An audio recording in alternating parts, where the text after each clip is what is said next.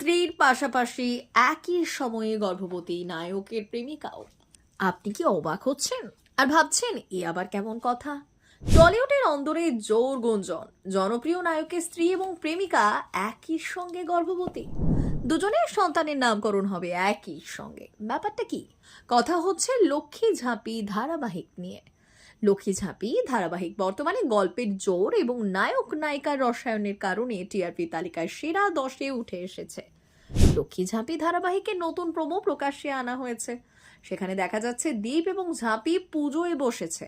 সেখানে পুরোহিত জানতে চাইছে কোন নামে পুজো হবে। জবাবে ঝাঁপি জানায় কোপাই, অর্থাৎ তাদের ছেলে হলে এই নাম রাখা হবে। একই সঙ্গে তারা তাদের মেয়ে হলে তার কি নাম হবে সেটাও ঠিক করে ফেলে। দীপ জানায় মেয়ে হলে তোরসা রাখা হবে। এই দুই নামে পুরোহিত পুজো শুরু করতে যেতেই তাতে বাধা দেন ইনকা। ইনকা এদিন দীপদের বাড়ি এসে জানায় সে গর্ভবতী, আর এই সন্তান তারও দীপের। তাই দীপ এবং ঝাঁপের সন্তানের নাম ঠিক করে রাখা হলে তারটাও রাখা উচিত বলে জানায়।